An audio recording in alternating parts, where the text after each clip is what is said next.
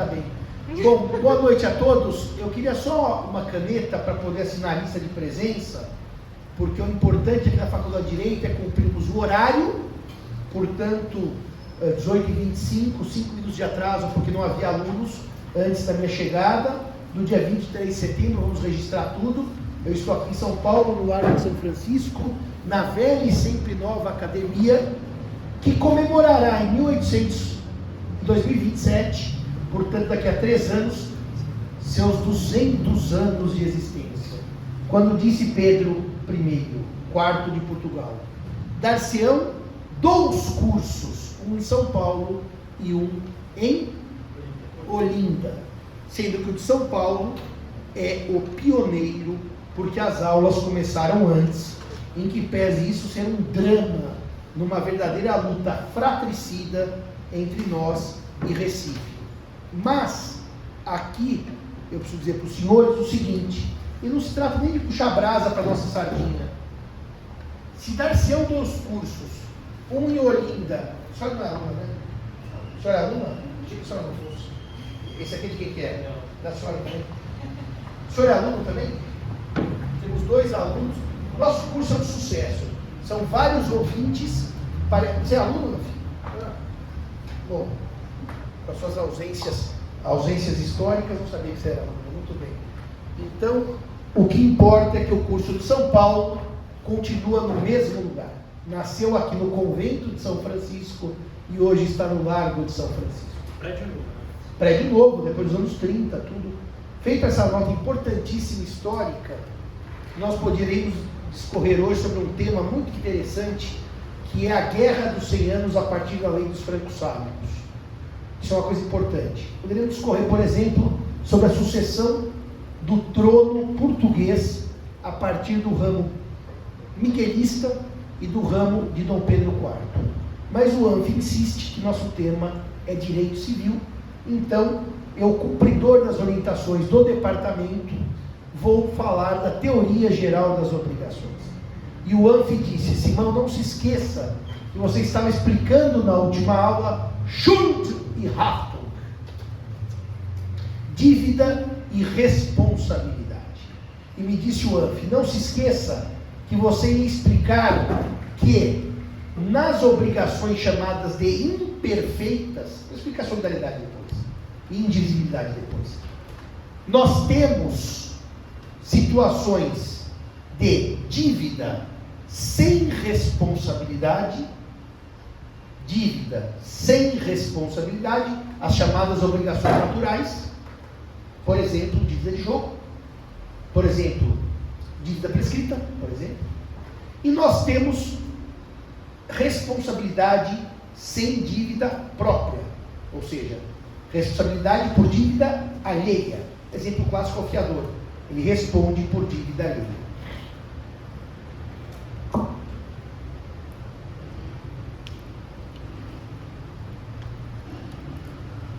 Esse tempo tem sido cruel com a minha voz. Então, só para a gente imaginar, obrigação natural, existe a dívida, mas não existe responsabilidade patrimonial. Eu devo, mas a dívida é inexigível. Vamos pensar nos efeitos da obrigação natural. Uma dívida prescrita, ela é tecnicamente existente, mas inexigível. Isso gera algumas consequências. Quem paga dívida prescrita, em juridiquês, paga bem e não paga mal. Por que paga bem? Porque paga dívida existente, mas inexigível.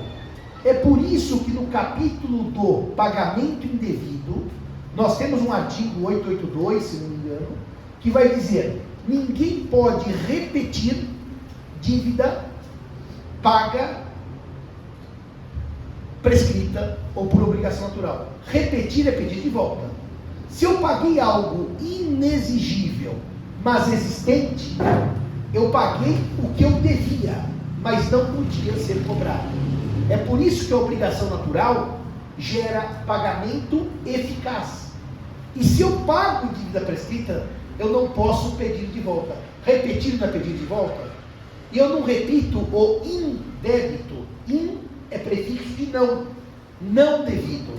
E na obrigação natural é débito, é devido, mas não é exigível. Por isso que quem paga dívida de jogo, não estou dizendo jogo ilícito, nem crime, estou dizendo aquele jogo que eu chamo de jogo não regulamentado, do tipo, vamos jogar aqui um buraco à tarde apostando uma garrafa d'água.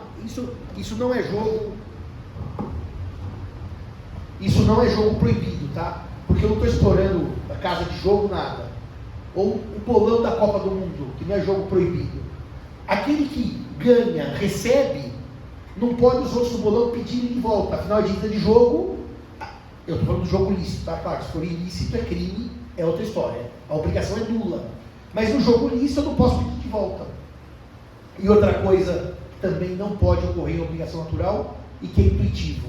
Se a dívida existe e ela é inexigível do devedor principal e de eventuais garantidores. Exemplo, o fiador não pode ser cobrado por dívida prescrita. Algum terceiro que deu um bem em hipoteca, a hipoteca não pode ser discutida por dívida prescrita. Porque se o principal é inexigível, o acessório também o é. Fechado isso? No plano de Pontes de Miranda, a obrigação natural, dívida sem responsabilidade, é existente, mas ineficaz. Tudo bem até aqui? É existente, mas ineficaz. Fechado isso, doutor Alessandro?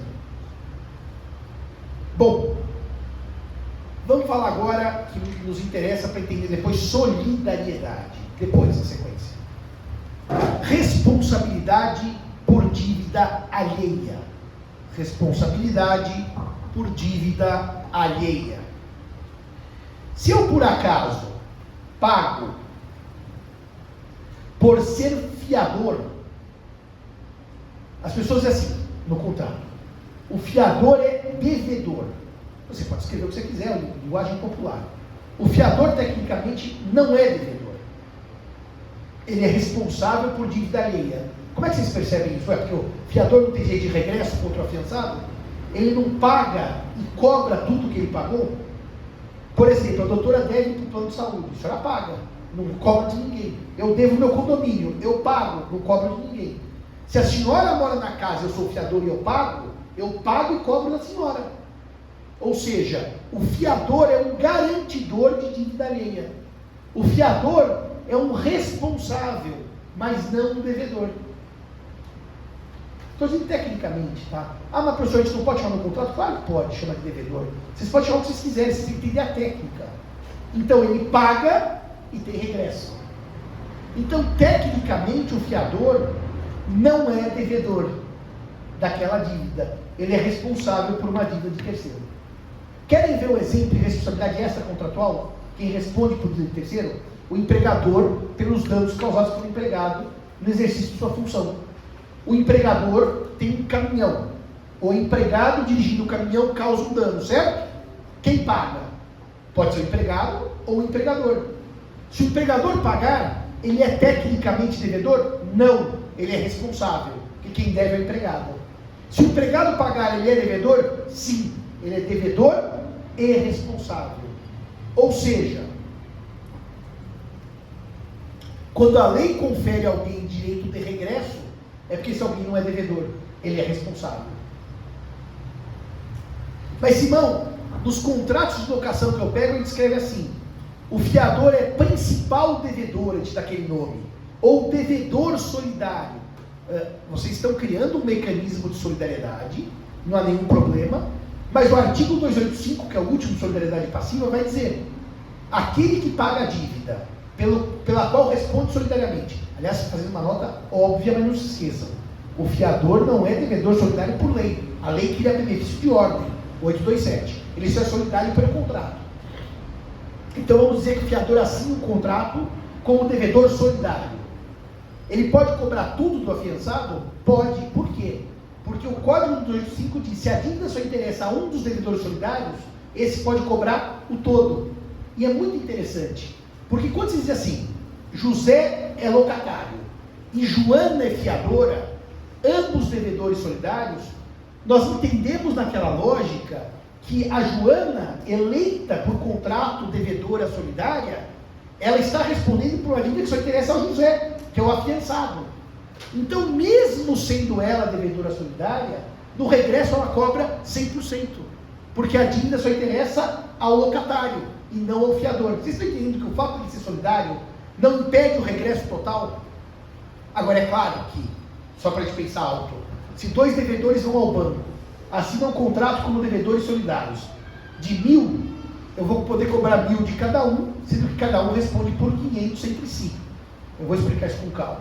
Portanto, o que nos interessa aqui é o seguinte: o devedor da fiança, tecnicamente, é o afiançado.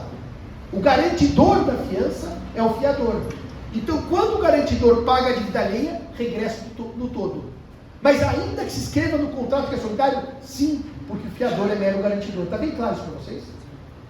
Dito isso, eu vou tentar explicar para os senhores agora que dívida, Schuld e responsabilidade, Haftung, nem sempre coincidem.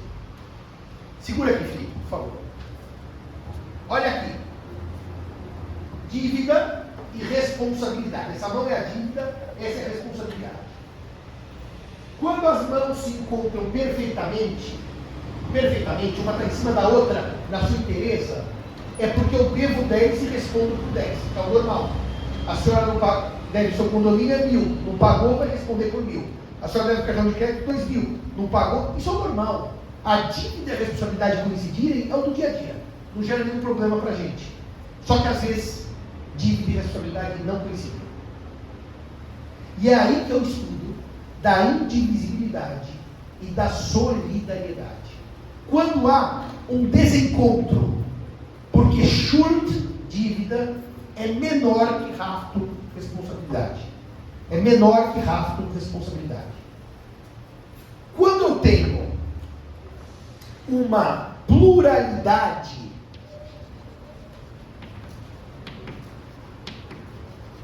de partes, ou seja, mais de um credor e mais de um devedor, as obrigações podem ser divisíveis ou indivisíveis ou solidárias. É uma pluralidade subjetiva. As obrigações podem ser divisíveis, indivisíveis ou solidárias. Vamos começar pelo começo. Artigo 257. Concurso partes. Concurso partes fiunt. Faça-se a divisão em partes. Se João e José devem R$1.000, quanto deve cada um? Se João e José devem R$1.000, quanto deve cada um? 500. Não é 1.000, João? Por quê? Se o objeto é divisível, a obrigação é divisível. Joana e Antônio se comprometem a fazer 1.000 camisas. Obrigação de fazer. Quantas camisas deve cada um? 500. 500 para Antônio, 500 para Maria. Portanto, quando o objeto é divisível, a obrigação é divisível. O erro mais comum aqui é achar que eles são devedores solidários. E já explico por que não são. O código diz: prestação divisível, obrigação divisível. Em partes iguais. Entre o número de credores e devedores. Então, se Alessandra e Anfi devem 1.000, por presunção, cada um deve 500. Por presunção. Presunção simples, relativa, que pode ser afastada por combinado. Anfi deve 700 e Alessandra 300. Está escrito no contrato. Então não é 500 e 500, porque está escrito. Ou seja, é uma presunção relativa.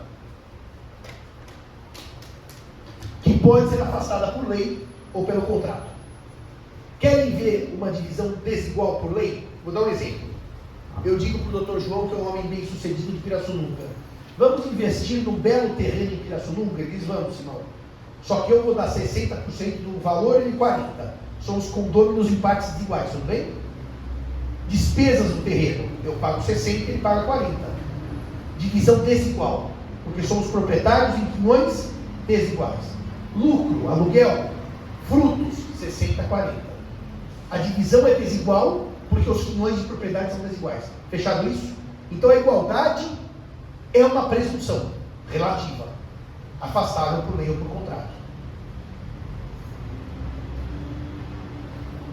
Se o objeto é divisível, a obrigação também é divisível. Artigo 257 do Código Civil. Bom, Simão, então como é que eu sei se uma obrigação é solidária? Pergunta errada. Tem que perguntar primeiro como é que eu sei se uma é divisível.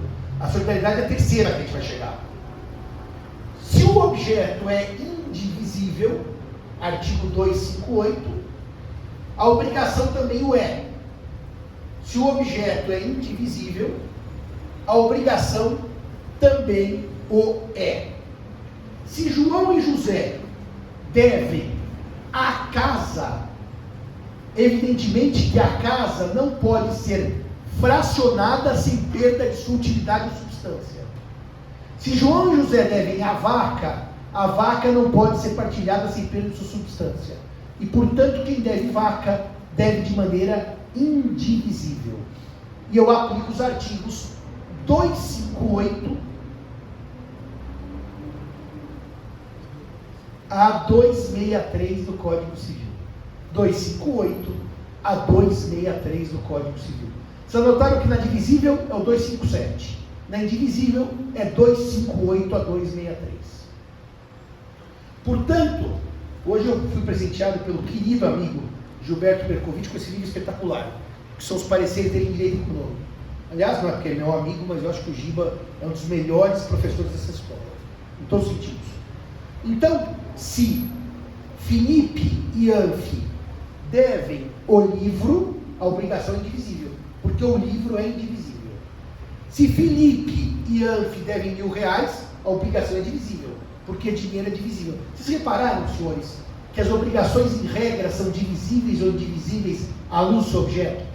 O grande erro dos alunos é começar dizendo que ela é solidária. O raciocínio lógico é: olhem o objeto. Se ele for divisível, a obrigação é divisível. Se ele for indivisível, a obrigação é indivisível. Fizemos a primeira parte do raciocínio? Vamos para a segunda agora. Como é que eu chego na solidariedade? Como é que eu chego? Alguém quer chutar? O cavalo é indivisível, logo a obrigação é indivisível. O dinheiro é divisível, logo a obrigação é divisível. Como é que eu chego na situação de solidariedade e afasto a divisibilidade ou a indivisibilidade? Quem quer chutar? Você não pode, você já viu todas as aulas. Fala, João. Por lei ou por convenção? Exatamente isso. Como é que eu sei se uma obrigação é solidária? Pode ser dinheiro, que é divisível e por lei ser solidária. Pode ser cavalo, que é indivisível e por lei ser solidária. A solidariedade, no direito brasileiro, não se presume. Vem da lei ou da vontade das partes. Portanto, eu faço esse raciocínio que parece uma coisa boba. Olha o objeto e decide ser divisível ou indivisível. Para. Segunda parte do raciocínio. Será que nesse caso concreto o contrato ou a lei tornaram solidário? É esse o raciocínio. Porque, olha aqui. Olha que coisa boba. João e José devem R$1.000. Eu pergunto, essa obrigação é, o senhor levanta a mão e fala, solidária. Bom, então eu vou ter que fazer uma pergunta. O dinheiro não é divisível? Sim. Então por que o senhor disse que a obrigação não é divisível? Você não tem resposta. A não ser que eu pergunte assim: João e José assumiram por contrato solidariedade. Essa obrigação solidária, você vai dizer, o senhor é um idiota. O senhor acabou de dizer que é porque eles assumiram. Ou eu posso dar um passa-moleque nos senhores. Dizer assim: João e José tomaram emprestado a casa de praia. A obrigação é solidária ou indivisível? Solidária porque a lei diz que é solidária, a gente falou da tarde. Mas reparem, os senhores só vão dizer que uma obrigação é solidária se indicarem a vontade das partes ou o texto de lei. Está claro isso? Se não tiver vontade nem texto, a obrigação é divisível ou indivisível. Agora nós chegamos no ponto mais interessante para explicar Schuld e Haftung. Dívida e responsabilidade. Por que nós chegamos no ponto mais bonito? Olhem aqui a minha mão. Dívida e responsabilidade iguais. Tudo bem. Dívida menor, responsabilidade maior. Tanto no caso do indivisível, quanto no caso da solidária. Atenção, isso não as distingue. Isso as aproxima. É uma semelhança. Eu devo menos e respondo pelo todo. Vamos ver se vocês acompanham minha lógica. João e Maria devem um cavalo a José. Devem um cavalo a José. Quanto deve Maria? A resposta vocês fazem sem pensar. Um cavalo. Não. Se Maria e João devem um cavalo a José, e Maria devesse um cavalo e João outro, ele tinha direito a 2 cavalos. Ele não tem direito a 2 cavalos. Tem direito a 1 cavalo. Então, se Maria, atenção que é a parte mais bonita do curso de obrigações, se Maria e João devem um cavalo, cada um deve meio cavalo. Só que cavalo não se fraciona. Então, alguém vai pagar por inteiro. Vocês estão me acompanhando? Só que, repara um detalhe. Se Alessandra e Anfi devem para Simão um cavalo, cada um só deve meio cavalo, mas respondem por 1, porque o cavalo é infracionável. Anfi paga o cavalo por inteiro. Estamos com um problema jurídico. Que ele devia meio e pagou 1, certo? Quem está enriquecendo? A Alessandra. Então a Alessandra paga a ele meio cavalo de dinheiro. Está no código, é o 259. Por quê? Anfi devia meio e pagou 1. Está bem claro? Vocês têm que ter isso bem claro. Ele devia menos, mas pagou o todo, porque o cavalo é infracionável. Por isso, quando Anfi paga o cavalo a Simão, ele libera a Alessandra, claro, porque, de novo, se Anfi me entregou um cavalo, eu não posso exigir outro cavalo de Alessandra. Então são 2 cavalos. Só que Anfi é credor de Alessandra em meio cavalo em dinheiro. Está bem claro isso? A dívida é menor que a responsabilidade. Eu respondo por um cavalo, mas devo meio. Isso é indivisibilidade. Olhem na solidariedade. E ó, eu vou repetir pela 5ª vez. Isso é o que aproxima os institutos, não o que diferencia. O que aproxima. João e José assumem pagar a Alessandra R$1.000 solidariamente. Está escrito no contrato. João paga a Alessandra R$1.000 que ele devia solidariamente com José. O todo. João devia 1.000, não senhores. João devia 500 e José 500. Mas ele pagou os 1.000. Regresso de 500 contra o co-devedor. Porque ele respondia pelo todo, mas só devia uma parte. Está claro isso, doutor Carino? Ou seja, na obrigação indivisível e na solidária, a dívida é menor que a responsabilidade. Eu respondo pelo todo, mas só pago uma parte. Eu respondo pelo todo, mas só devo uma parte.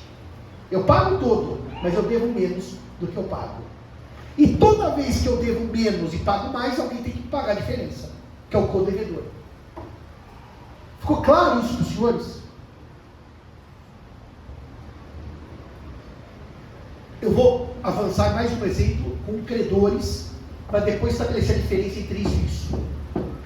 João e José são credores de um cavalo. Credores de um cavalo, que é devido por Maria. Cada credor tem direito a meio cavalo. Porque, repito, se cada credor tivesse direito a um cavalo por inteiro, eram devidos 2 cavalos. Só que eu não consigo, eu, João, ou eu, José, receber meio cavalo. Então eu recebo o cavalo inteiro. Tudo bem até aqui? Nesse momento, que eu era credor, atenção, quero ver agora se vocês fecham o raciocínio para poder seguir. De meio cavalo. Mas eu recebo o cavalo por inteiro, eu estou com alguma coisa a mais do que me pertence, que é meio cavalo.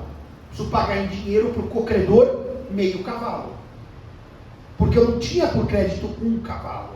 Eu recebi 1, tenho por crédito meio. Tem lógica isso para os senhores? O devedor se libera, pagando o cavalo, porque ele não pode pagar meio. E, na verdade, o código até vai exigir dele nessa hipótese, que é o 260, que ele reúna os dois credores e entregue junto o cavalo. Mas depois a gente vai ver isso na hora própria, daqui a um minuto. Mas, só entendam isso, ele vai ter que reunir os dois. Mas João é credor de meio cavalo e José de meio cavalo. Vamos pensar agora credor solidário. Alessandra e Anfi são credores solidários de R$ 1.000 de Simão. Solidários. Alessandra tem direito a 500, shurt.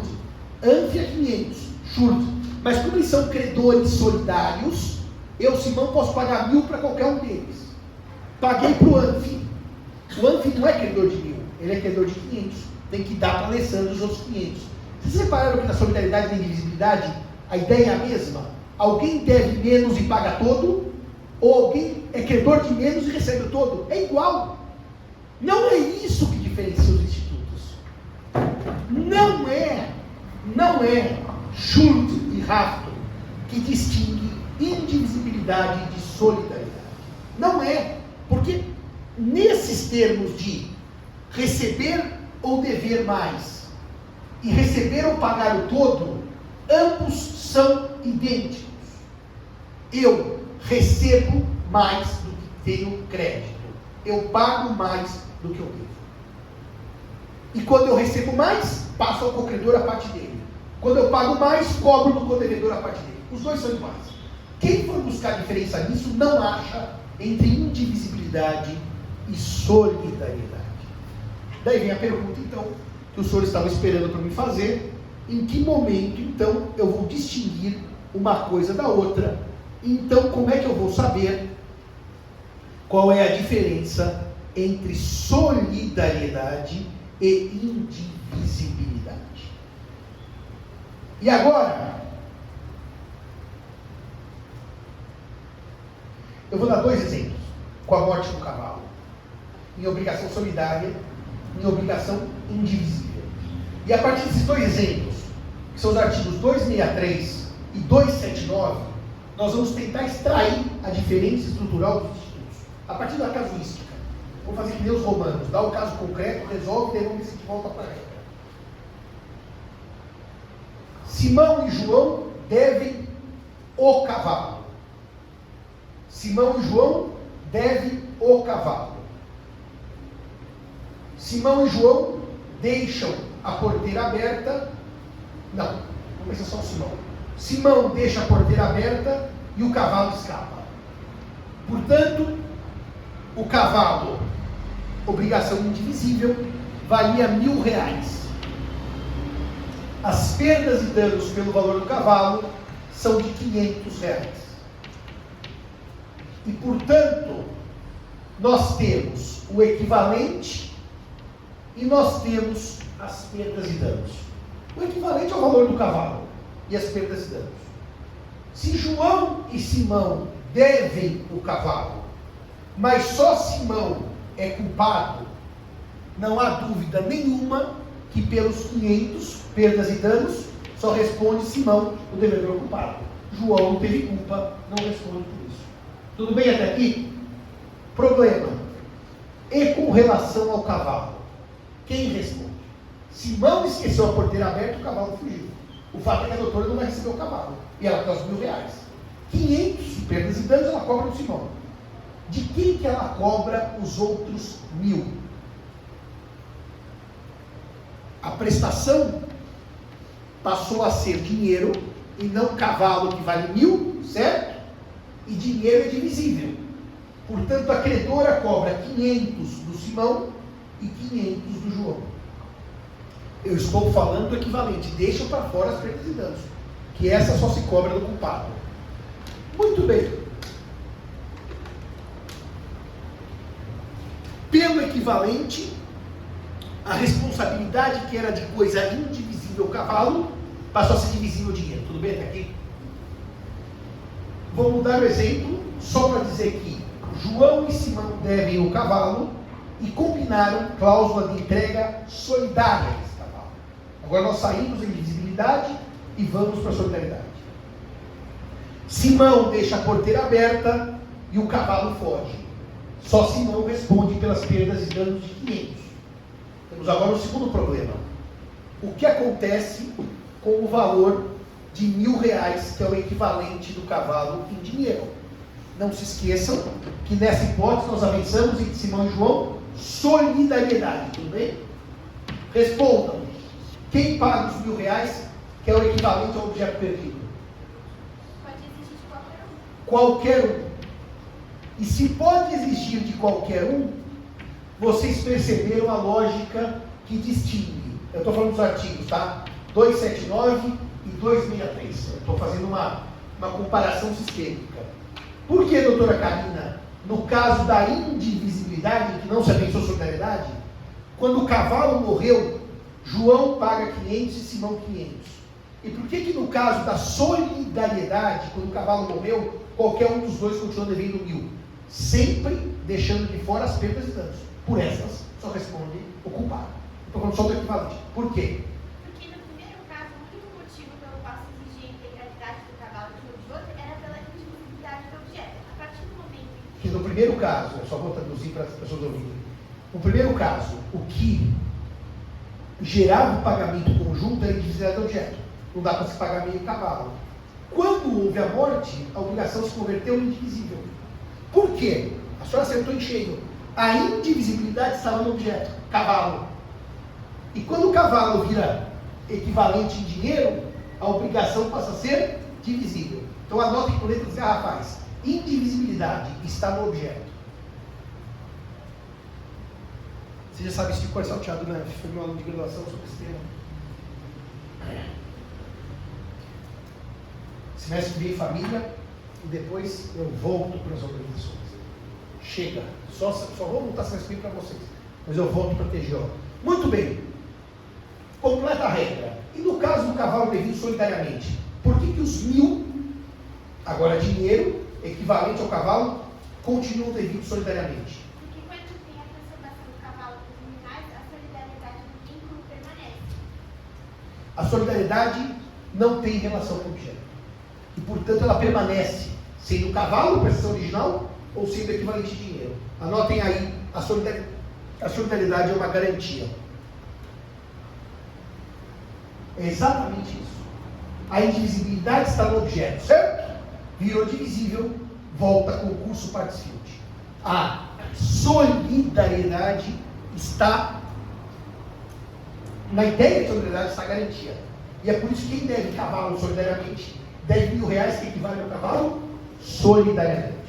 Essa é a alma da diferença dos institutos. Essa é a alma. Isso é tudo. Não é Schurt e Rafton, porque Schurt e Rafton são idênticos. Eu devo menos e respondo pelo todo. Nos dois casos, solidária e indivisível. Essa é a alma da distinção entre indivisibilidade e solidariedade. Muito bem. Vamos passar por algumas ideias, regras do código agora. Eu fiz essa comparação de duas regras para mostrar a diferença. De indivisibilidade e depois de solidariedade. Passa por algumas regras do código. Quando eu penso em indivisibilidade, eu posso ter indivisibilidade. Só um detalhe. Reparem como faz todo sentido eu falar em solidariedade ativa e passiva. Porque eu estou dando uma garantia. E jamais indivisibilidade ativa ou passiva, porque é com relação ao objeto. Dá para falar, o cavalo é ativamente devido indivisivelmente. Não faz nenhum sentido. Então, nunca use, tá? Indivisibilidade passiva ou ativa. Use o que eu vou entender que eu vou usar. Indivisibilidade com pluralidade de devedores e pluralidade de credores. Que é a indivisibilidade do objeto, não é do vínculo. Então eu posso ter uma indivisibilidade com pluralidade de devedores ou com pluralidade de credores. É melhor agora eu seguir a ordem do Dropbox da minha aula, porque o seguro morreu de velho e eu já dei essa aula 7.855 vezes, mas é sempre bom seguir aqui o roteiro de aula. Roteiro de aula. Vamos começar com a indivisibilidade com pluralidade de devedores.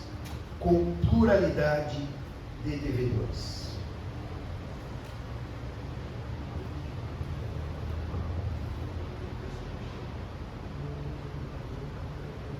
Eu devia ter começado com as 3 regras de ouro das obrigações, né? Já foi. Não, já foi. Não vou voltar atrás, não. Muito bem. Muito bem. Então vamos lá. Pluralidade de devedores. Primeira nota. Já foi feita e agora a gente sistematiza. O devedor deve menos e responde pelo todo. Deve menos e responde pelo todo. Se João e José devem o cavalo a Maria, cada um só deve meio cavalo, mas responde pelo cavalo como um todo. Segunda parte da regra que eu já dei aos senhores.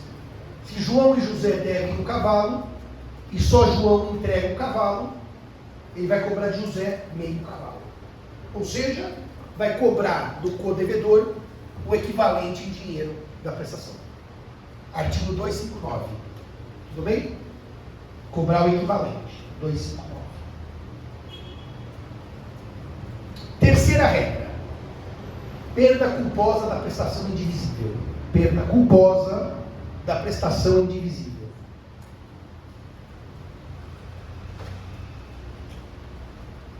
Perda culposa da prestação indivisível. Vamos juntos aqui. João e José devem um cavalo.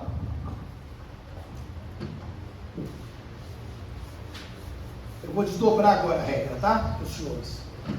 João e José devem um cavalo que vale 1.000. João e José bebem, esquecem a porteira aberta e o cavalo foge. O cavalo vale 1.000, que é o equivalente, e as perdas e danos são de 200. Se os dois são culpados, os dois respondem pelo equivalente, mais perdas e danos. Estamos de acordo? Então, agora vocês me respondam. Os dois respondem por 1.200, certo, João? Quanto eu posso cobrar de cada um? Os dois são culpados. 600. Por quê? A obrigação que era indivisível virou divisível por ser dinheiro. 1.000 mais 200, 1.200, 600 de cada um. Culpa de ambos. Está claro isso? Um aluno muito preparado, uma vez no curso de graduação, me pegou. Falou, não, Simão, sua conta está errada. Por quê? Porque pelos 200, eles respondem solidariamente. Alguém sabe dizer por quê, Maurício, isso? 942 no Código Civil. 942. Errado está o aluno. Porque essa regra é regra especial, que afasta o 942. O 263 é claro, a divisão se dá em partes iguais. Repare, eu tenho uma regra geral de solidariedade na ilicitude, tudo bem? Então vamos pensar que eu e a senhora pegamos lá e vamos quebrar um carro do inimigo. Eu e a senhora xingamos o político, no mesmo artigo. Mas é que aqui temos uma exceção. O 263, secção 942. Então o senhor está certíssimo. Isso aqui é 600 para cada um. Não podemos invocar o 942 ou o 263 excepciona. Está escrito com 2 letras. É divisível. Então, é diferente dos ilícitos, em geral, pelo 942. Então fomos muito bem até aqui. Os dois culpados pelo equivalente, os dois culpados pelas perdas e danos, 600 para cada um. Tudo bem até aqui? Não se aplica o 942. E para terminar, o que eu disse agora há pouco, se só um for culpado, só este responde pelas perdas e danos. Um culpado, só este responde pelas perdas e danos. E pelo equivalente, respondem os dois de maneira divisível. Enunciado 540 do CJF, 540 do CJF e, se aprovado o projeto de Código Civil, nós esclarecemos a redação do 263 para deixar claro que o equivalente é divisível e o valor das perdas e danos é só multiplicado. Enunciado 540. Fechada essa primeira parte da aula, pluralidade de devedores. Então vamos agora para uma coisa que é um pouquinho mais técnica e chata. Pluralidade de credores. Pluralidade de credores.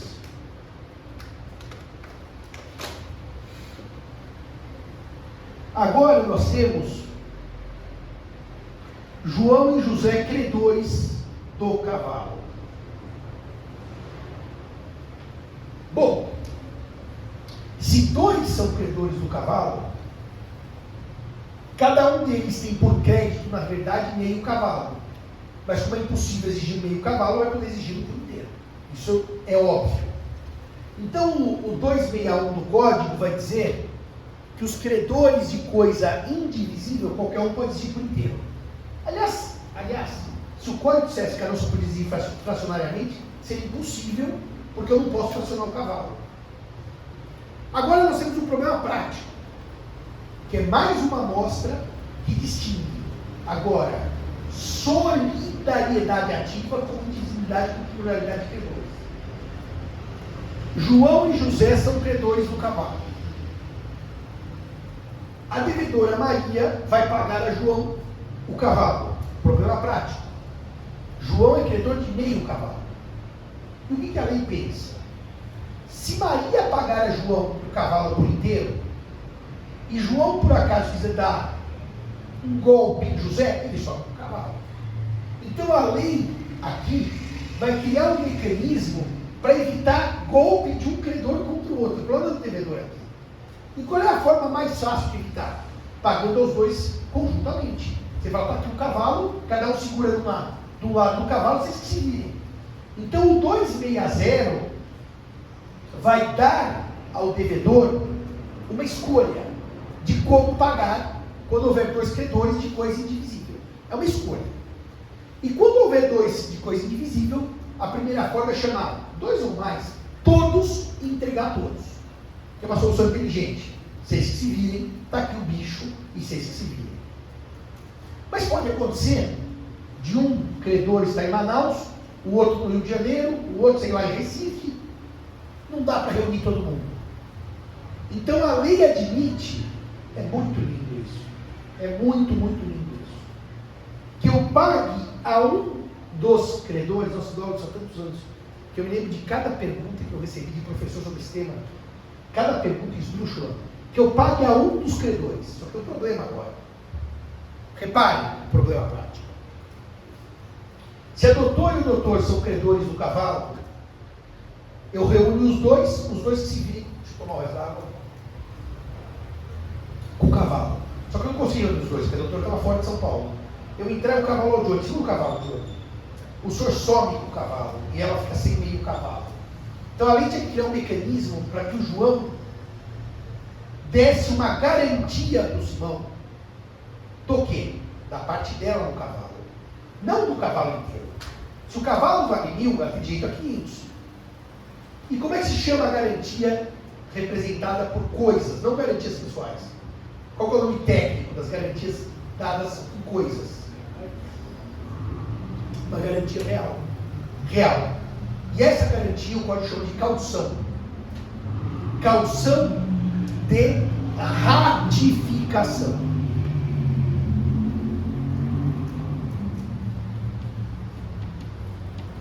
Caução de ratificação.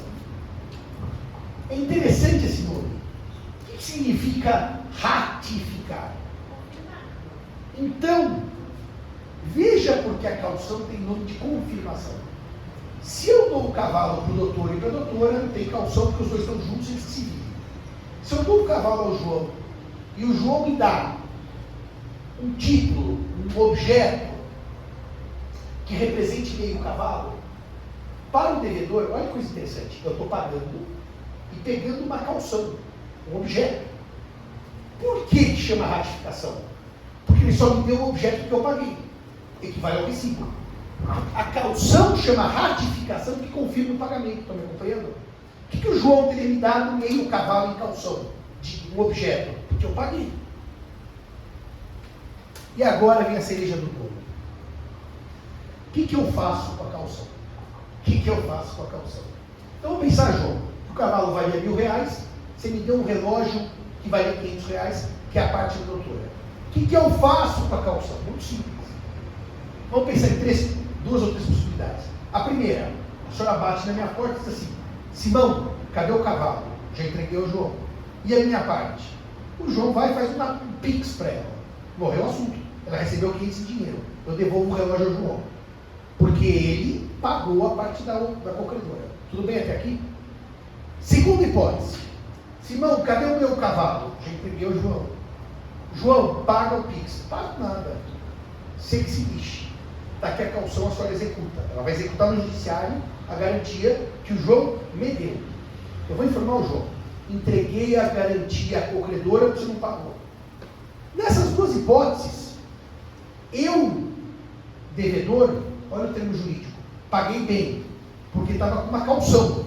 Quando ele paga para ela, eu devolvo. Se ele não paga para ela executa. Tudo bem até aqui? Vamos à terceira situação prática. João, está aqui o cavalo. João fala assim: tá bom, senhor, eu recebo. Eu não peço calção. Não peço. Simplesmente eu não peço a calção. Então agora eu entreguei um cavalo que valia 1.000, aqui só tem direito a 500. E a doutora bate na minha porta: Simão, cadê o meu cavalo? Eu digo: entreguei para o João.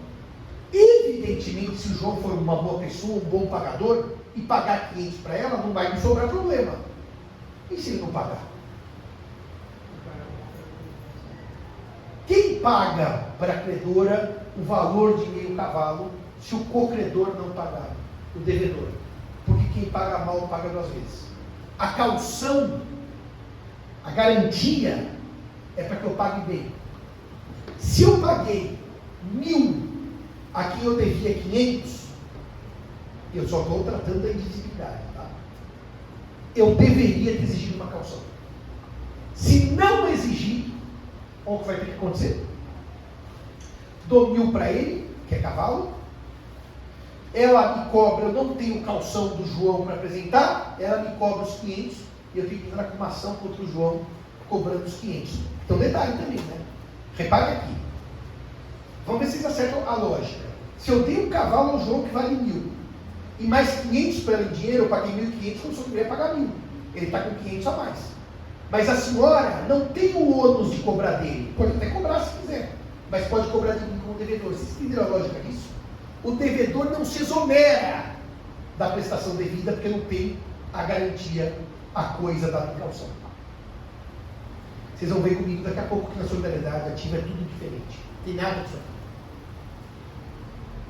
Portanto, quem paga a devedora, a credor de coisa indivisível, ou reúne todos, ou paga um só com calção relativa à parte dos outros, e se pagar sem calção, tem o risco de pagar duas vezes, porque pagou mal. Pode falar. Mas a quitação, nesse caso, eu pego o primeiro credor, a quitação, e depois, quando esse primeiro credor, uma situação natural, paga a segunda credora, ela não dá quitação pelo pagamento dele? Na verdade é assim, João. Quando eu entrego o boi, eu entrego o boi ao João, e ele é credor de meio boi, ele não pode me dar a quitação do boi por inteiro, porque ela tinha que dar a quitação junto com ele. Então a quitação é da metade.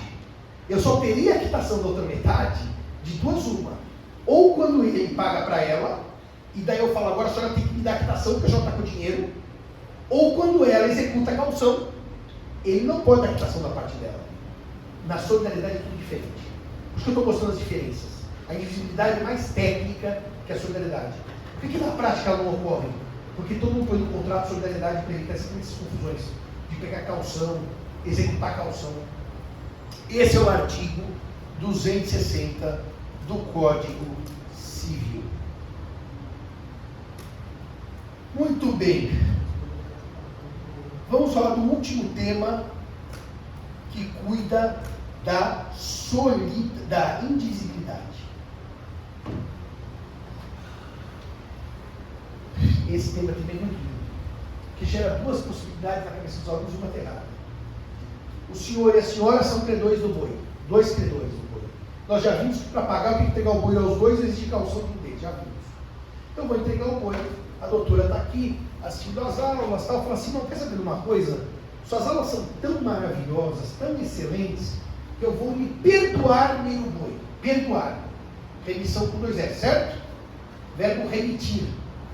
Eu estou remitindo. A remissão, se os senhores não sabem, eu falo agora, é um negócio jurídico bilateral. Tem que ter a concordância do perdoado. Não é unilateral. Ela pode falar, quero te perdoar, eu falo, não aceito perdão. Aliás, só uma nota rápida de cultura geral, quando o Fernando Moraes escreveu a biografia Chateau Rei do Brasil, que é uma das livros mais legais que eu li na minha vida, até eu tentei reler agora, mas eu estou na fase camiliana, eu estou meio viciado no caminho. O senhor já leu a biografia Chateau Rei do Brasil? Não. Do Fernando Moraes? Não? Então eu estava falando dela, exatamente. A aula de hoje é sobre a história da monarquia brasileira do século XIX. Nós não estamos falando de direito civil, que eu cansei um pouco, então a partir de agora só vamos falar de história. Hoje é a monarquia brasileira do século XIX. Depois eu vou voltar para a monarquia portuguesa no século XI, até chegar agora. Gastar tempo. Afinal, a gente fala da mulher, na sala de aula, eu posso falar desses temas também. Mas eu ia dizer para vocês o seguinte: o Chateau tem uma passagem muito interessante, porque ele foi contratado pela dona Ana Luísa Lundgren para defender uma causa grande das então Casas Lundgren, que não era o caso Fernando Canas, hoje é o nome dessa loja. E era um caso gravíssimo. E o Chateaubriand foi contratado por ela para defender as casas Fernando Canas, que naquela época eram casas Lundgren, no Supremo. E ele ganha a ação. E quem era o ex-adverso dele no Supremo era nada mais nada menos que Epitácio Pessoa, que devia ser presidente do Brasil. Quer dizer, então foi uma grande causa. E ele não manda nota de honorários. E no tempo da gentileza, da delicadeza, que a gente ainda não tinha nascido, como diz a música do Chico, as pessoas convidavam os outros para jantar em casa, e daí, na hora do cálice de vinho do Porto, perguntavam quanto eu lhe devo. Então primeiro era um jantar, que nos falava de negócios, e depois vinha o pagamento. E ela chama o doutor Assis, para a biografia, para o escritório, serve um cálice de vinho do Porto, ou Jerez, ou Calvados, alguma bebida nesse sentido tônica, e daí que acontece, e fala, doutor Assis, quanto eu lhe devo? O senhor salvou a nossa empresa. O senhor fez uma defesa que salvou a nossa empresa. Seu trabalho não tem preço. Diga quanto eu lhe pago agora. E ele responde para a dona Luísa Lundgren: eu não quero absolutamente nada de vocês. Foi uma honra trabalhar para vocês num caso tão importante. E daí o Fernando Moraes faz uma nota mental do Chateau. Claro que ele não estava na cabeça do Chateau, ele não sabe que o Chateau pensou isso. Melhor que ter o dinheiro dos Lundgren é ter os Lundgren no embornal. Alguém sabe o que é o embornal?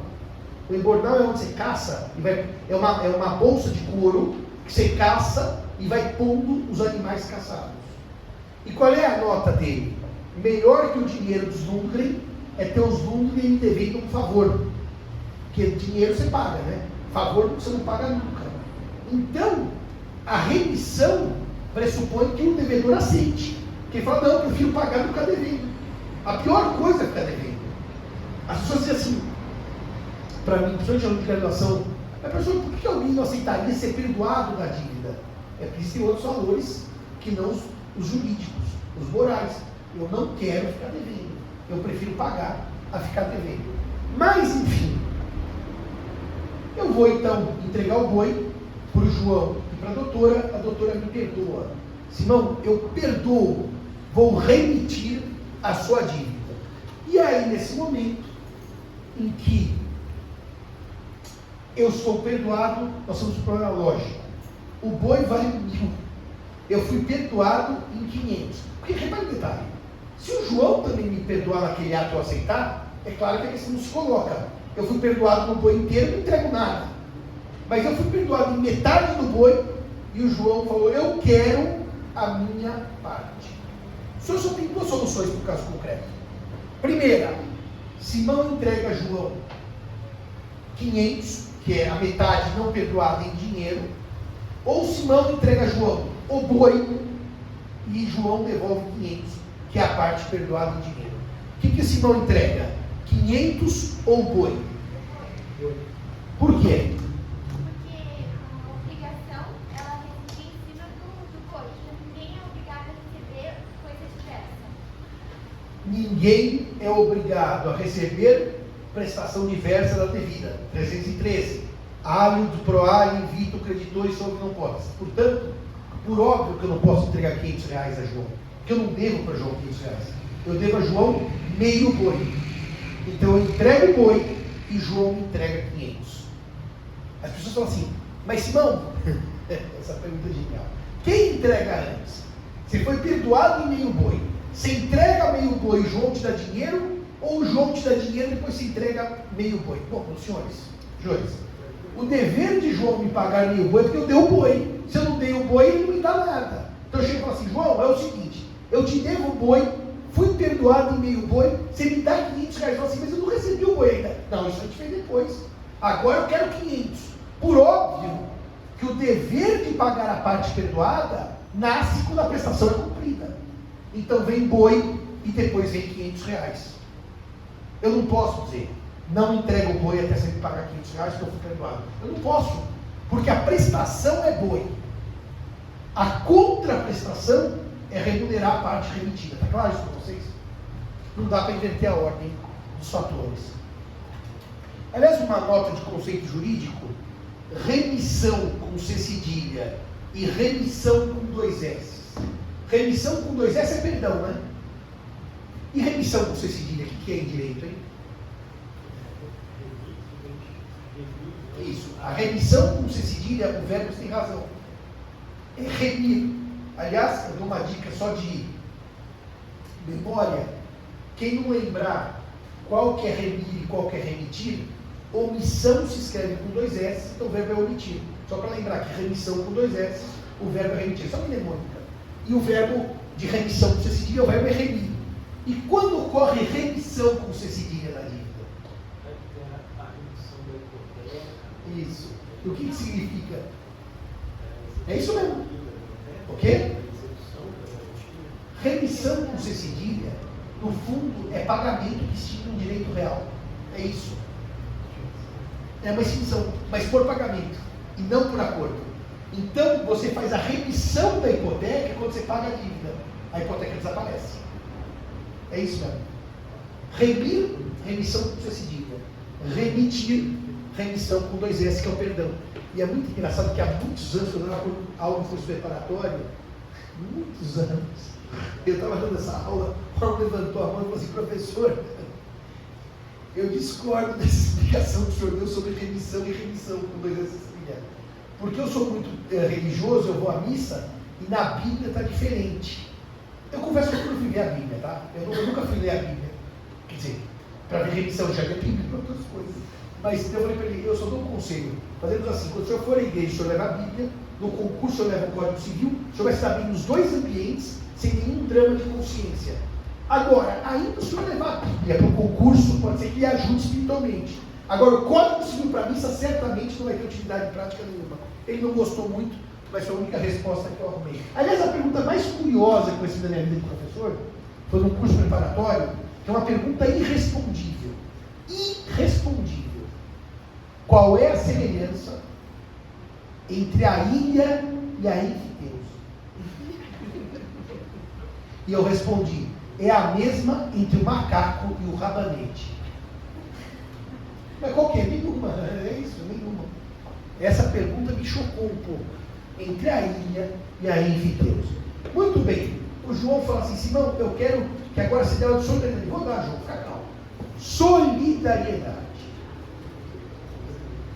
Na solidariedade, nós temos 3 regras iniciais, 264, 265 e 266, que resumem solidariedade.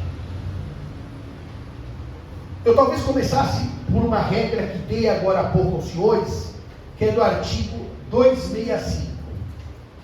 Solidariedade não se presume. Vem da lei ou da vontade das partes. Vem da lei ou da vontade das partes. Uma das coisas que me deu mais prazer quando eu estive no escritório do professor Miguel Reale, na Avenida 9 de Julho, que eu fui levar um livro que eu tinha lançado, naquela época que o código nasceu, ele pegou em pastas os originais do Código Civil. O que são os originais?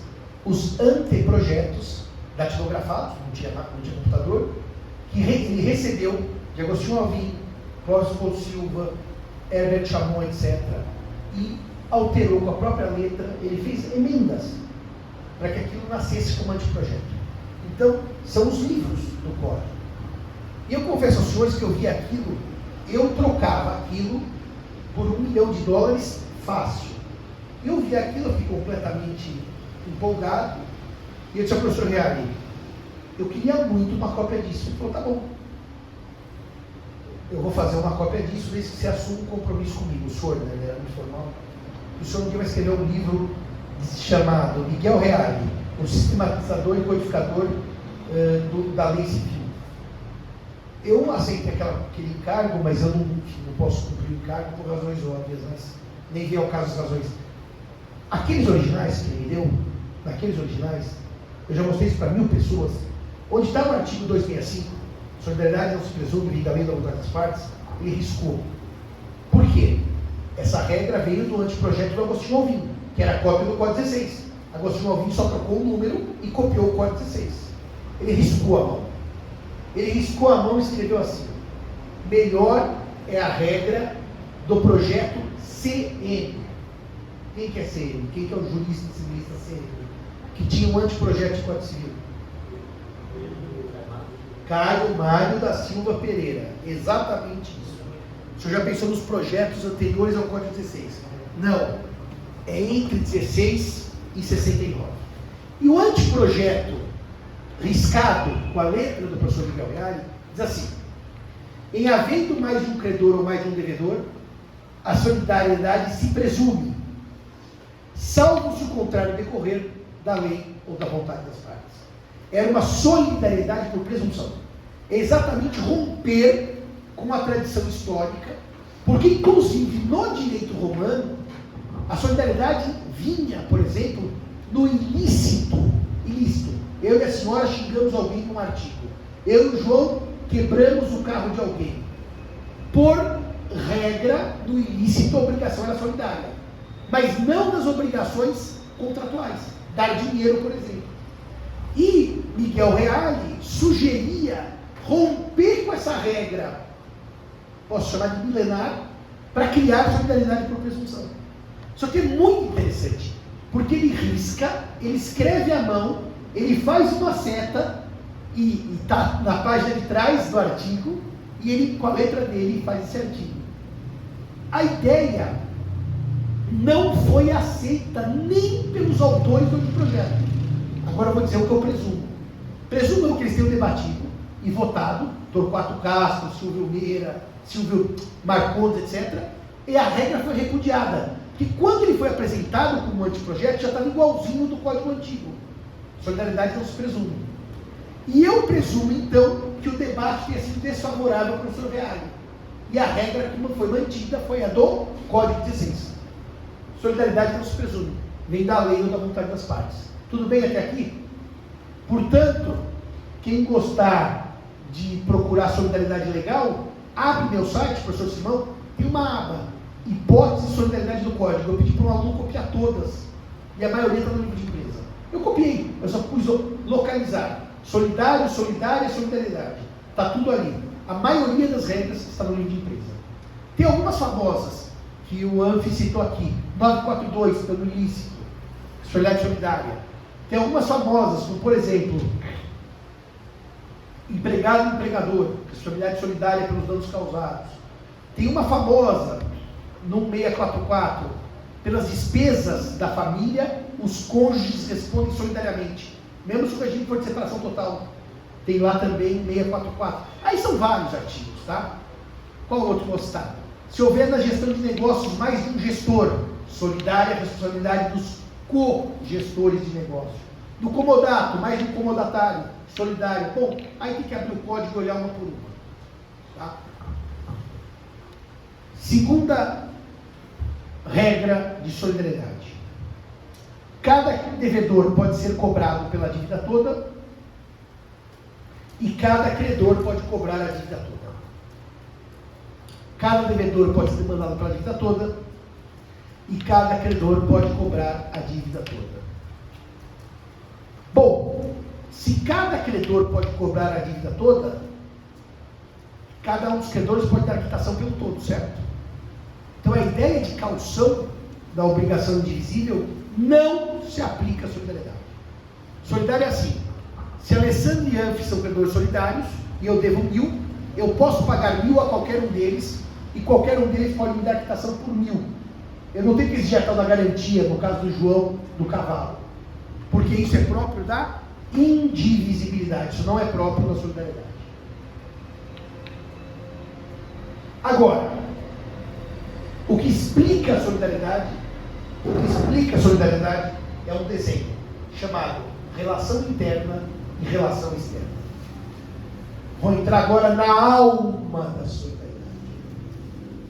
Foi muito engraçado um dia que o Tartu estava dando aula, eu não sei o que eu estava assistindo, ele fez um desenho e falou assim: e isso eu sempre digo, senão eu devo a você. Eu falei: a mim não, porque eu não desenho desse jeito.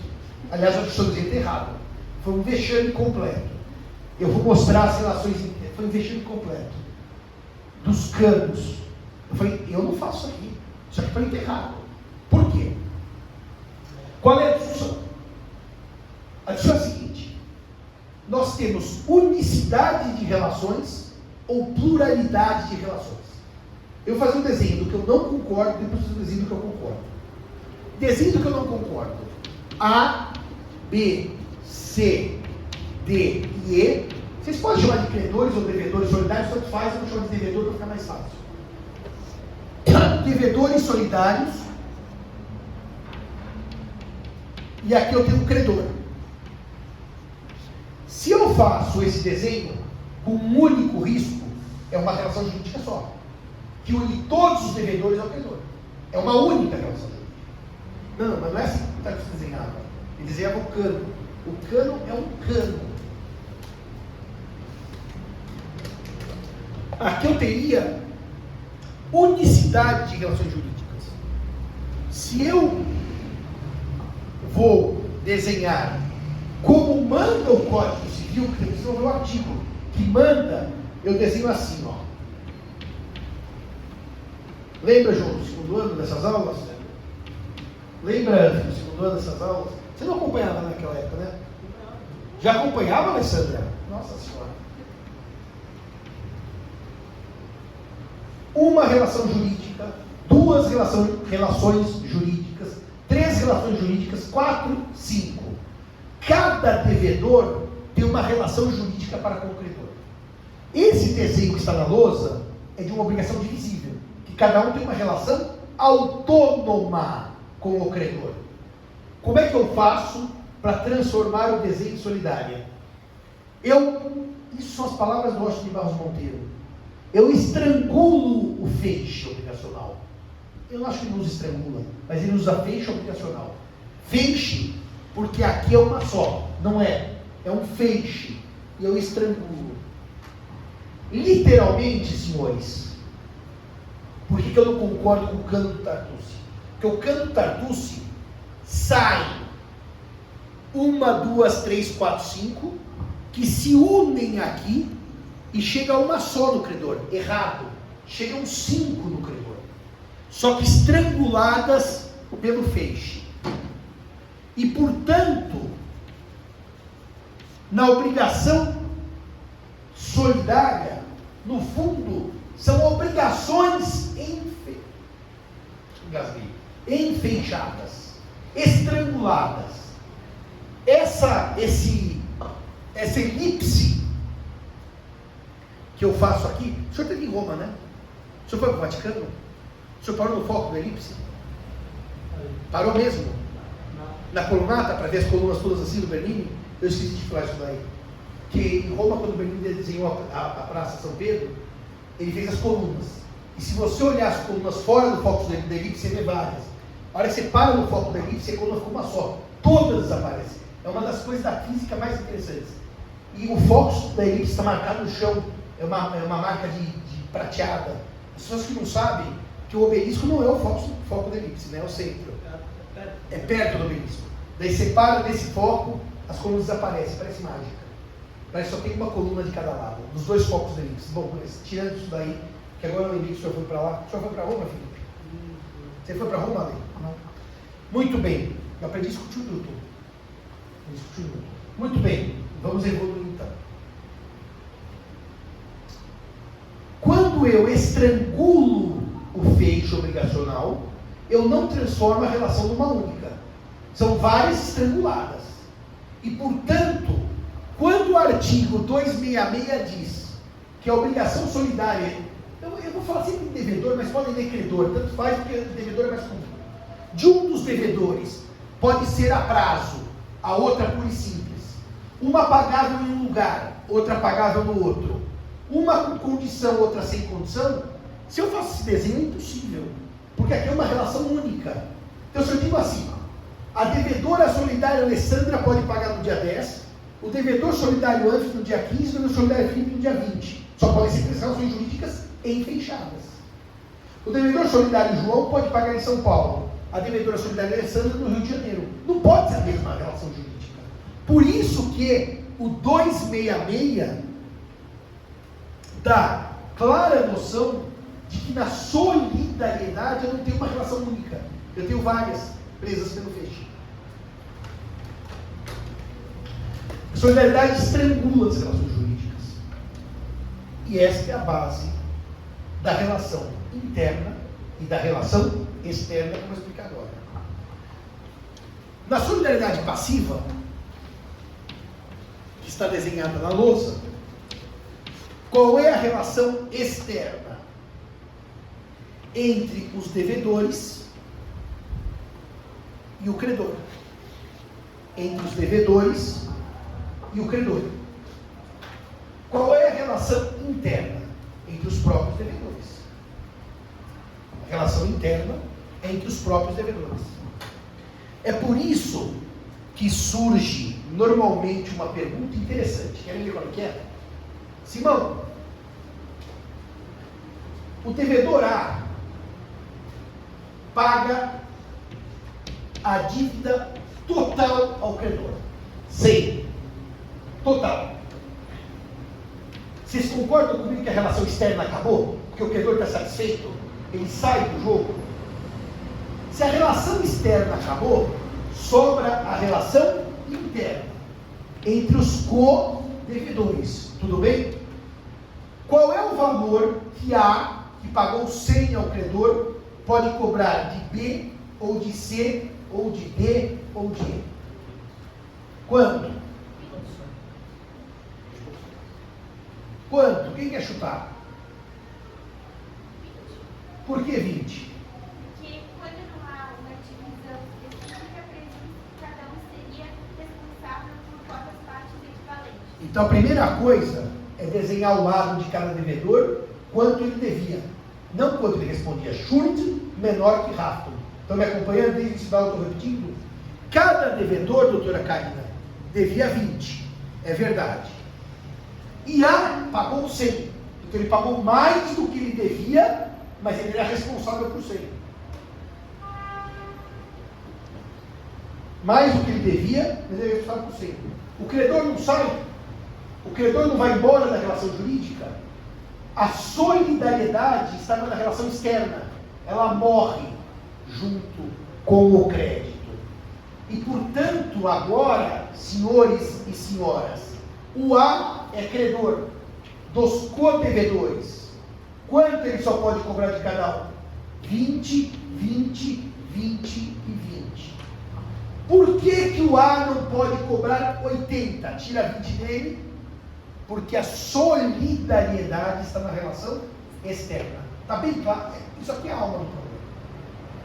Quando o credor recebeu 100, João, morreu a relação externa.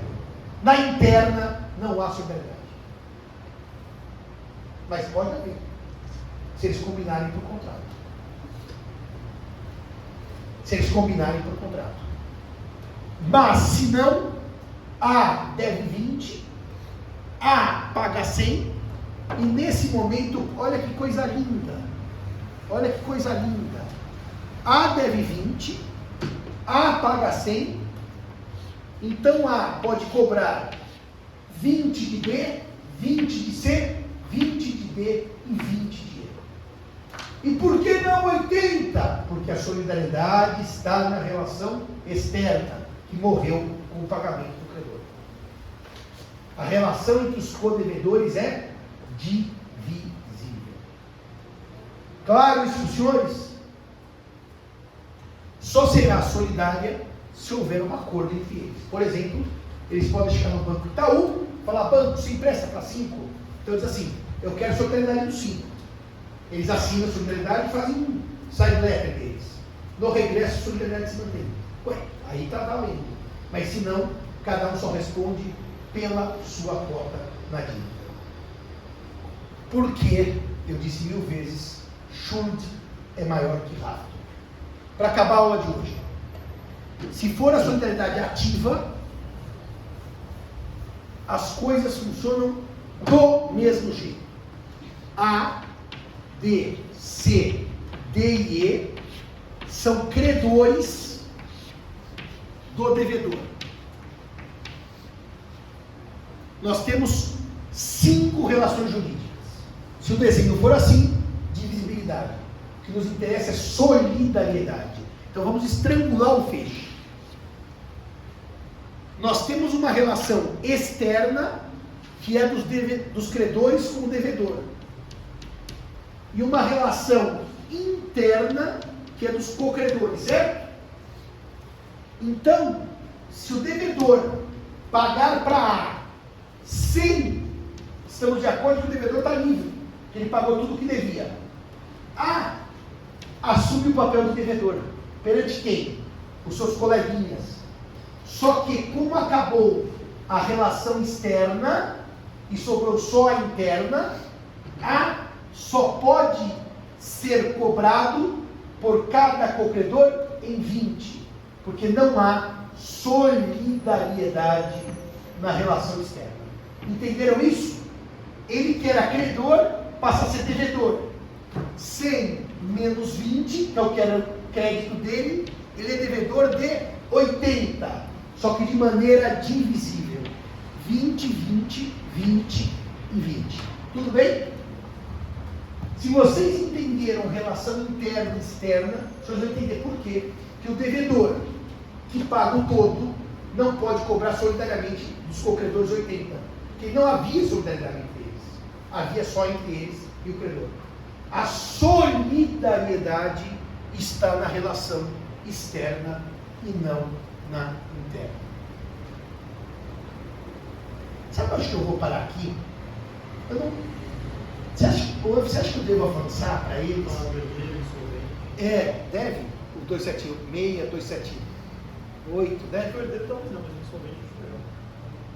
O 282, 277 e o 282? Bom, então, vamos falar só, como o Anfi manda no meu curso, vamos falar de 2 artigos só. Não, sabe o que? Eu queria falar com eles, sabe o quê? Não, nada disso. Eu queria falar com eles das regras de ouro e das 3 regras do pagamento. Eu pulei as regras de ouro, eu não devia ter pulado. Bom, vamos aqui. Vamos trabalhar 2 artigos agora de solidariedade, 277 e 282. Professor, eu só não entendi por que você defendeu que seriam estranguladas as relações não juntadas, nem o professor Cardoso. Porque senão, ele fazia um desenho que saíam 5, elas estreitavam um cano e chegava uma no credor. Não chega uma, chegam 5, só que apertadinhas. Porque você vai ver agora, você vai entender por que não pode estrangular o final num cano. Elas ficam estranguladas em 5. Você pode desestrangular. Eu vou mostrar agora como é que você desestrangula as relações jurídicas. Nós vamos falar de remissão e renúncia, tá? São 2 institutos que nós vamos trabalhar analogamente. O 277 e o 282. Se A, B, C, D e E são devedores solidários do credor, na quantia de 100, solidariedade, vamos estrangular o vínculo, certo? Nós já sabemos nessa altura que eles respondem por 100, mas não devem 100, devem 20. Então, o credor chega. Sabe que eu estou com vontade de comer comida árabe? Sabe da onde? Aquele que eu amo, esqueci o nome, Farabude. Bom, Isso já é pessoa mais idosa, tem fome, né? Porque como eu estou muito magro. Muito bem. Então, bom, um dos devedores. Não. Vamos pensar antes uma coisa, para fazer uma lógica. Vocês concordam comigo que o credor de 100 pode perdoar todos os devedores? Ele é credor e todos podem aceitar o perdão? Bom, se todos são perdoados, seria uma pergunta até ilógica. O credor perdoa todos. Quando que o credor... E todos aceitam, que é bilateral. Quando que o credor cobra? Zero, porque ele perdoou todos. Então, assim, não seria um exemplo muito bom para a lógica da aula. Mas vamos pensar que ele não perdoou todos. Vamos mudar o exemplo. O credor vai e perdoa apenas o devedor A, e este aceita. Vocês concordam comigo que o perdão vai fazer extinguir a dívida de A, que é de 20? Então nós já sabemos que ele não deve ser. Então olha que bonitinho, meus amigos. A dívida de A se extingue, o crédito originário de 100 já não é mais 100, porque A foi perdoado, o crédito cai para 80, estamos de acordo? Reparem no desenho que está na lousa. Quando o credor perdoou A, a solidariedade não se extinguiu, porque ele só perdoou um dos devedores. A relação externa com os demais está mantida. Então, quanto que ele pode cobrar de qualquer um deles? 80. Desconta a parte perdoada e cobra solidariamente. Por quê? Porque o credor está na relação externa com os devedores, e não na interna. Só que não é regresso. Ele perdoou um, mas vai cobrar os outros. Tudo bem até aqui? Deu para entender isso? Alguém se perdeu. Por que quando um devedor paga e vai cobrar os coleguinhas, não tem mais solidariedade? Porque na relação externa. Aqui se manteve a relação externa. Sumiu a dívida de A, mas B, C, D e E continuam devedores de 80. Solidariamente. Entenderam a lógica disso? Essa é a parte mais fácil. Só para que pensar alto. Quando o devedor perdoa quando o credor perdoa um dos devedores, ele está mexendo em Schuld ou em Haftung? Em dívida ou em responsabilidade? Ele está abrindo mão do quê? Quando ele perdoa? Claro, eu tenho crédito de 100, perdoei um, meu crédito de 80, eu abri mão de dívida. Estamos de acordo? Esse é o 277, tá? Vamos para o 282 agora.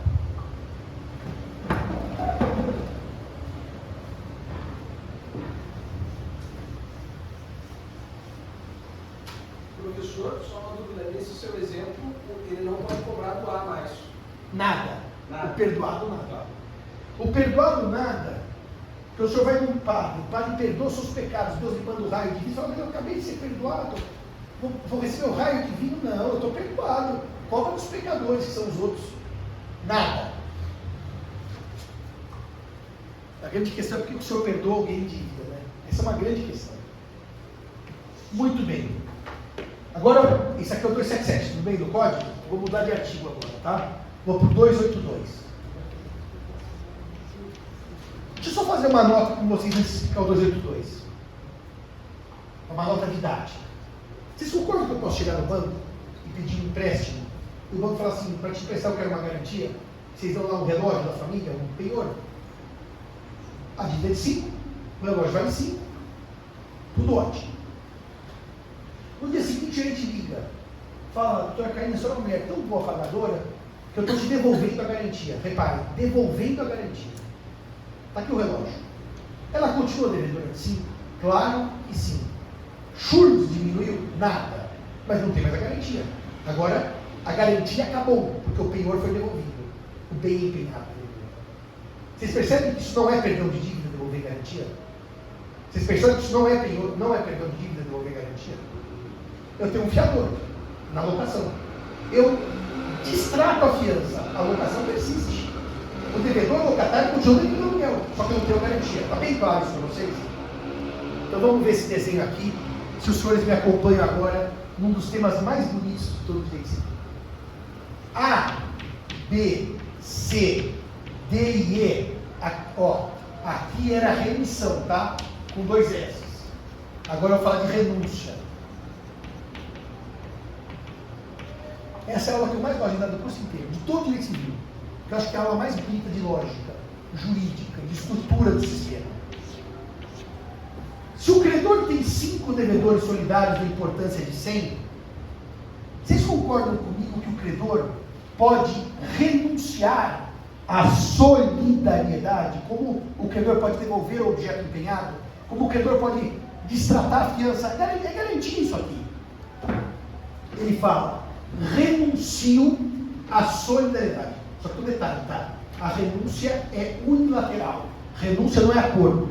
Basta a vontade do devedor. E o devedor renuncia à fiança, à garantia, solidariedade. Neste momento, João, a dívida que era de 100, agora é de quanto? 100, claro. Eu não mexi em chute, mexi em rasgo. Só que antes, 100 solidário, eu escolho de quem cobro. Agora 100 divisível. Só posso cobrar 20 de cada um. Eu não abri mão de crédito, eu abri mão de garantia. Está bem claro que é uma renúncia de solidariedade? Está bem claro que é uma renúncia de solidariedade? E eu vou terminar a aula aqui.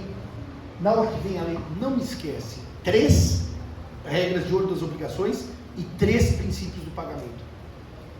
Agora, se eu abrir mão e renunciei à solidariedade só com relação a A, só com relação a ué, se eu posso renunciar para todos, eu posso renunciar a um só. Entendeu o problema? Vocês querem ver como entender o problema? O banco, nos velhos tempos, o Banespão pegava em penhor pecuário vacas. Se chegar uma hora e falar, banco, estou precisando de grana para produção. Você libera 2 vacas do penhor do rebanho? Ele liberava. Ele abriu mão de garantia. Não liberou o penhor inteiro, todo o lote, mas liberava 2 vacas. Então eu posso liberar um devedor. Agora o senhor que me perguntou, a pergunta anterior. Se A teve o benefício da renúncia, da solidariedade, quanto que o credor pode... Primeiro, as 2 perguntas, senhor. O credor pode cobrar alguma coisa de A, nessa hipótese da renúncia da solidariedade com relação a ele? A dívida está mantida. Não houve redução. E quanto ele pode cobrar? Só a contraparte do beneficiado pela renúncia, que nesse caso é 20. Porque afinal, ele não perdoou A, ele liberou da solidariedade. Está bem claro isso? Diferente da remissão do lado de lá da lousa, que ele perdoou A, aqui ele só liberou. E a segunda pergunta para terminar a aula de hoje. Meus colegas, alguns não entenderam até hoje. Mas nós já fizemos anunciado, aprovamos, já fizemos uma reforma do código. Quanto que ele pode cobrar de B, C, D e E? Que repare, A foi beneficiado não por remissão, por renúncia da solidariedade. Quanto que ele pode cobrar de B, C, D e E? Para terminar a aula de hoje. Tem 2 correntes, a minoritária e a majoritária. Eu não vou dizer qualquer qual, vocês vão chutar depois. A minoritária, 2 correntes. A minoritária, se eu posso cobrar 100 de B, C, D e E. Porque afinal A não foi perdoado pela dívida. A majoritária, se eu só posso cobrar de B, C, D e E, 80. Por que a majoritária está certa? Por uma questão de lógica.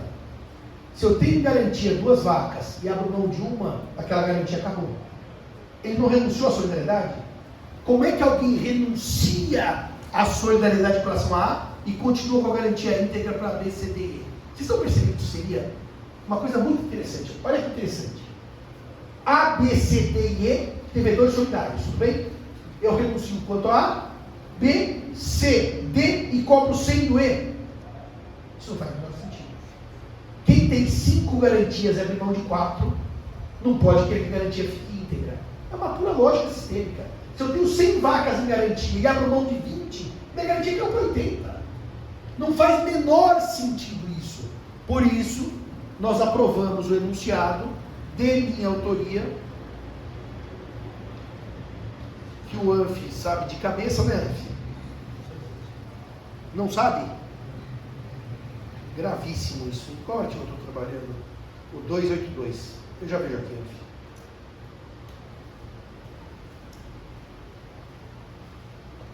O enunciado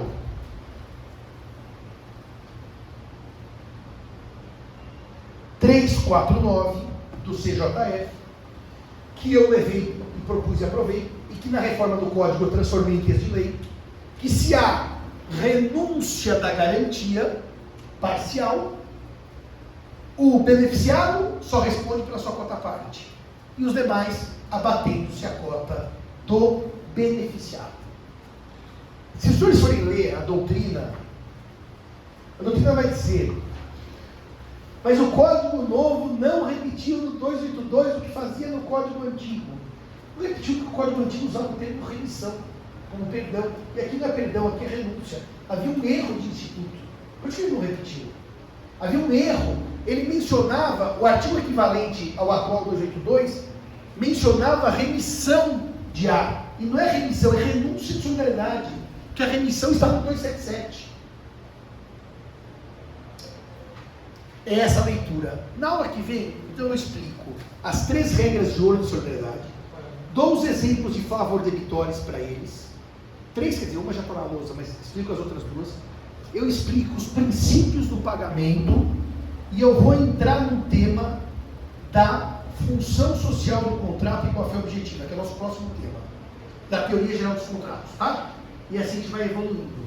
Obrigado aos senhores e senhoras, até semana, se Deus quiser.